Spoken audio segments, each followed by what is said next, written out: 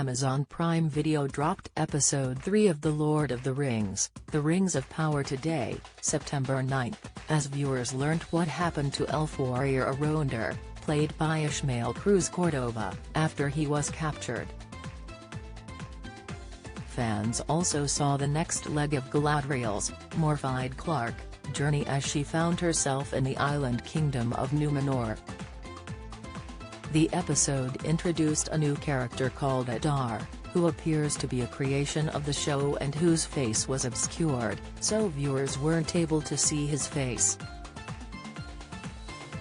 Warning: this article contains spoilers from the Rings of Power Episode 3. Who is Adar in Rings of Power?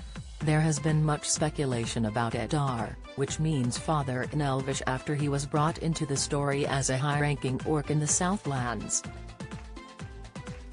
Arondir spoke to his fellow elf prisoners about the orcs and the underground passage they built, which reached to Hordern, and perhaps even beyond.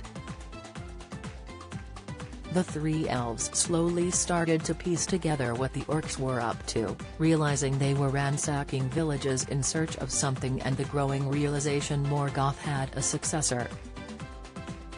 The orcs referred to this new leader as Adar, with Revion, Simon Merrills, telling Arondir, Sauron had many names in days of old. Perhaps this is one of them.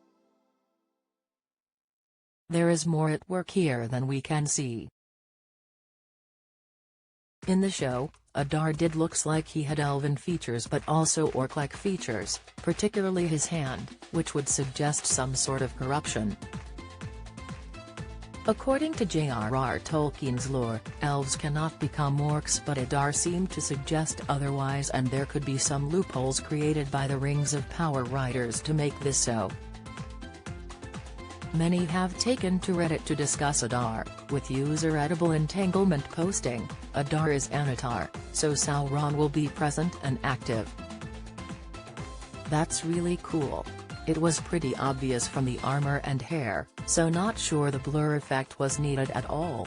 Sick.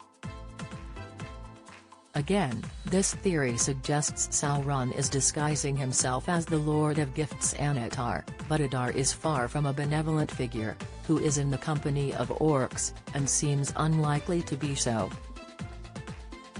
While Ilanzer wrote, "Orcs look great," some of the action scenes with Arondir were weird.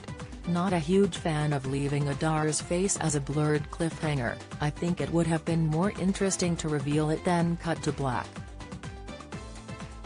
Another user called Region Important 6568 wrote, "That last shot really makes me think that Adar is the first elf that was tortured and corrupted, and his face is gonna be fuck up as a result."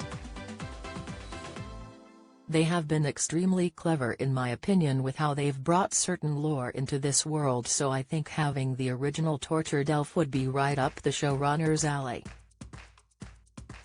Finally, user Frydemobo said, "Adar definitely looked more like an elf than any of the other orcs.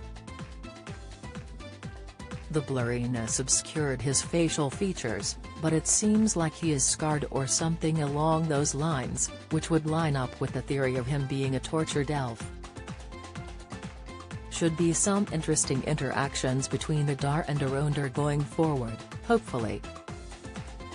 Tolkien did write about the dark elf in his work, but the meaning appears to be ambiguous. The term is also used to refer to Eol, an elf of Nan Elmeth, who met a tragic end. The Tolkien Gateway goes on to say, usually the reference of a dark elf, Moradhel in Sindarin, simply refers to an elf who has not seen the light of Aman, but the concept of a darkened elf would be one that may have been corrupted by Morgoth.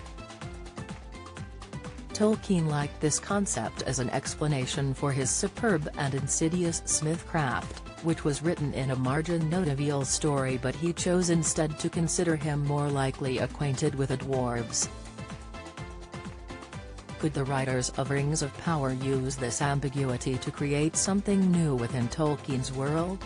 For now, it looks like fans will have to wait and see, with more to be revealed in the next episode, with Adar's identity unveiled after Sauron's mark was explained. The Rings of Power airs weekly on Amazon Prime Video on Fridays.